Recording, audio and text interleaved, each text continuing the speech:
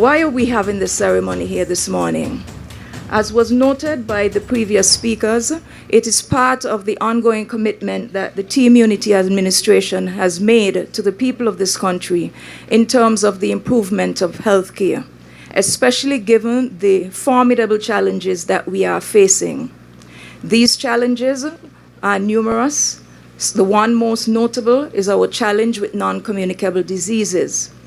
We recognize that for us to have the proper response, both our community-based healthcare approach and our institution-based healthcare approach must work in tandem. But in order to do so properly, we must strengthen the community or primary healthcare base for that to happen, so that we would have less of the negative and terminal outcomes that often result when people have to reach to the point of a hospital, surgery, etc. We want to see our people having a better standard of living. We would like to see our Human Development Index improve. And one of the ways that we can do so, one of the best ways we can do so, is by the health of our people, because it then by extension means that our national productivity, vested in our most important resource, which is our people, will move upwards. Now, it was noted by Ms. Cranston that the ambulance service that we are about to commission this morning is basically a reintroduction, but also an enhancement on what was already there before. As was the case with the Pogson Hospital, so it was with the Mary Charles Hospital, in that after its opening in 1986, there was an ambulance that resided here at Mary Charles, but was managed by the Tabernacle Police Station, because in those days there was no such EMS service. By extension, in Sandy Point, there was a small ambulance always at Pogson, but managed by the Sandy Point Police Station and Fire Services. As of December of 1999, the government would have put in place the start of the EMS service, the Emergency Medical Services, and by extension, build out a cadre of persons who were trained as EMT technicians who will then man these buses with the support and training of the medical and senior nursing staff at the institution-based setting. By extension, the original dental unit that was placed here at Mary Charles would have been put in place early in the year 2000 and would have been discontinued for various reasons sometime during the course of 2012. However, given the fact that we are stressing the fact that primary health care has to be improved, we could not say that we have delivered on a promise to refurbish Mary Charles without doing it in its entirety, including but not limited to the reintroduction of the dental service, which is part and parcel of primary health care. And as a result, we are here today at this juncture, just shy by 1 month of the 2-year anniversary from when we would have reopened Mary Charles on the 31st of August of 2016. So we are definitely trying to keep our promise in that regard. As was the case in 2000, when the dental service would have been introduced, it was intended to serve a target population of persons as far back as Bellevue, coming all the way around to Canada, with the primary patient core being children and older adults.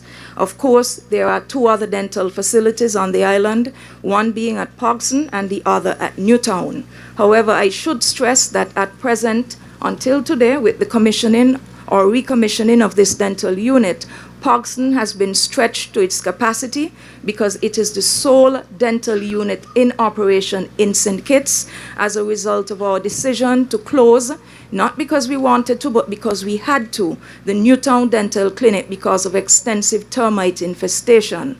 That facility should be reopened shortly to serve the persons from East Bastia as well as Central Bastia. So we do promise the people of St. Kitts that the long 12 and 13-mile journey that you would have been taking to Pogson Hospital will be no longer necessary within the next few weeks. But for those persons from this northwestern to northeastern corridor of St. Kitts, your journey has come to an end today because your dental unit is now back up and running. Now, before I close, I would like to give some credit to some of the individuals who would have assisted over time in terms of the improvement of the Mary Child's Hospital, especially as it relates to the dental services. When the program would have started in 2000, we would have been served by an Indian doctor, Dr. Nayan Bandari. Some of the older nurses would remember that doctor from India, and he would have been ably assisted by a now retired dental nurse, Arlene McCall. I am happy to report today that as of today's recommissioning of the dental unit, your unit over here at Mary Child's will be served by Dr. Christmas, who is right here in the front, and ably assisted by a dental technician, Janie Arthur Matthew, who is in the second row. So those will be the two initial persons who will be serving this area, and of course supported by a receptionist who will be responsible for the booking of names, etc. So we are trying our best to assist to make sure that we put back in place and also improve at the same time the services that we have here. I should also note that the last dentist who would have served this area would have been Dr. Ron Carty, who is still attached to the government's dental service, but of course concentrated at the moment at the Pogson Medical Center in Sandy Point. As I close, I would like to thank, and by extension join Gail Cranston and the Permanent Secretary, to all of those individuals who helped to make today possible. And I just wanted to add two additional individuals. One is Mr. Mully, the technician at the Jane France Hospital, head of maintenance, because I know we put him under a lot of stress, Gail, in terms of making sure that today happened in a manner that was to our satisfaction. And by extension, just to add to what Gail would have indicated, and it has to do with the procurement of the ambulance. Yes, she gave credit to Kevin Isaac, our High Commissioner in London, but the actual outlay in terms of the bus, in addition to another ambulance that went to Nevis, was by Mr. Kutiaba Al-Ghanim, based in New York. So can we give those two individuals a round of applause? Thank you for your attention. Stay up to date with news, programs, and activities of the government with SKNIS. Like us on Facebook. Listen to us on SoundCloud.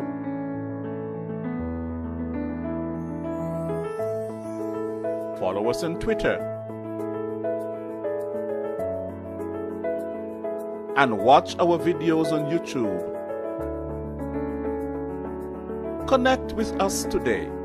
SKNIS, St. Kitts and Nevis Information Service.